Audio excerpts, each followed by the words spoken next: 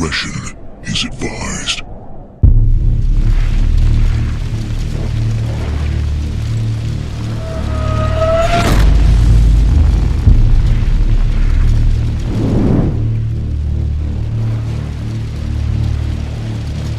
Hey guys, welcome back to the channel. We're out here in the airgun bunker, and today I'm going to give you guys a close, detailed look at the Barra 250Z in 22 caliber. Now this is a gun that I've had for a couple months. I've gotten a lot of use out of it, and I feel pretty confident in being able to pass that information on to you guys in a review. We'll look over some of the features. I'll show you guys how I've used the gun, and hopefully that'll give you guys a better idea of whether or not this gun is right for you. The Barra 250Z comes in several stock options. This particular model is the Veil Camo, and it retails for roughly $449. The overall length is 43.5 inches, and the weight comes in at just about 6 pounds. It does have 322 cc's of air capacity, and in 22 caliber, this gun is going to give you roughly about 40 shots per fill. Now this gun fills to 3,625 psi, so it's a pretty high fill pressure, and it does have the ability to adjust the regulator externally, and you can easily get to the hammer spring.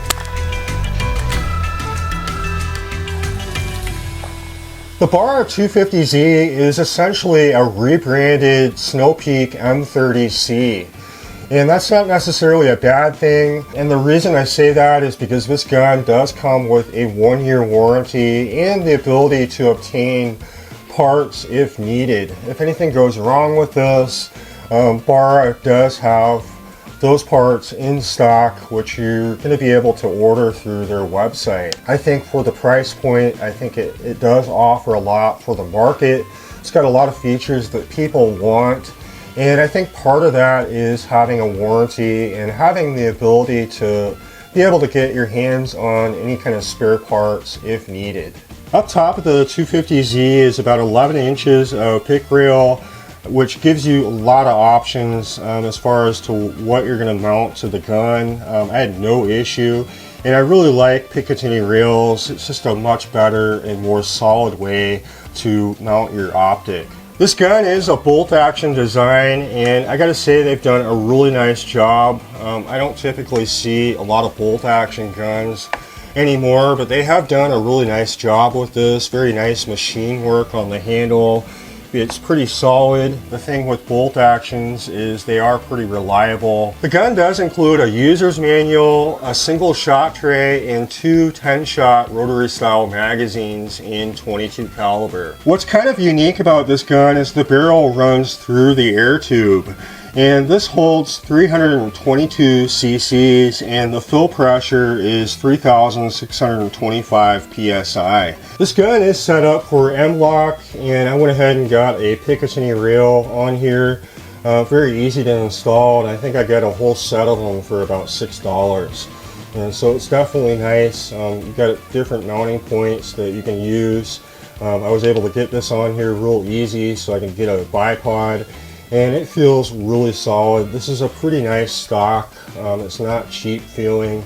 It's pretty thick and definitely sturdy, and I don't feel any flex in it. The buttstock here is definitely one of the more quality ones that I've seen on guns in this price point. I like the fact that it is collapsible, and so you can really kind of fine-tune your length of pull, and it does have the adjustable cheek weld here that you can move up and down to really get in line with your scope and really how you have the gun set up. And it's pretty comfortable with a rubber butt pad here, and so I'd say they've done pretty well on the quality. The 250Z does have a bark to it in 22 caliber. I'm sure the 25 is equally as loud, but thankfully it does have the 1/2 inch threading out front, so you can mount a wide variety of moderators. Now I did test this with a decibel meter, and the thing about decibel meters are they're not scientific devices, but they give you a pretty good baseline as to what you can expect. Now typically a backyard friendly gun is going to be somewhere under 80 decibels, and anything, you know, approaching 100 decibels is going to be pretty loud. I did get out in the field, I got to the range, I did a lot of shooting with this, and I really wanted to learn what kind of ammo it was really capable of shooting. And I think with some adjustments, I think, you know, I really settled in on the 20.2 grain slugs from NSA. They seem to shoot pretty well as far as the slugs go. And as far as pellets go, I really liked the 25 grain redesigns. But I think it tends to like slugs, and it tends to like the heavier pellets is really kind of what I felt, and really kind of what I was getting the best accuracy with. I did get out, I used this out in the field, I was making shots with it out beyond 70 yards, no problem. And a lot of these areas that we hunt and shoot do have a lot of wind, and so there's always that to contend with when you're shooting a 22 caliber. I think if you're in areas where you've got a lot of wind, the 25 caliber would probably be a better choice in this particular model. But as is, you know, we made it happen. Just underneath the forend here, you've got two gauges. One is for your regulator pressure and one is for your fill pressure. This is set to about 2200 psi, and this is the external regulator adjuster.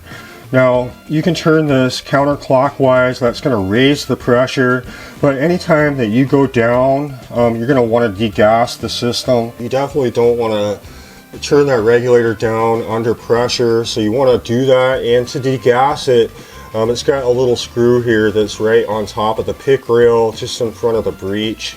You're going to loosen that, so all the air is going to be released. You're going to want to take a couple shots, empty the plenum, and then you're able to turn that regulator down. Once it's degassed, you're going to turn this clockwise, and that's going to lower the pressure. Now this does come with a probe, and it does have the integrated Foster fitting. So this is going to connect to just about anything you're going to use to fill your gun. That just slides right in there, and you can fill the gun. It's pretty easy. As much as I hate fill probes, you know, at least they added the Foster fitting.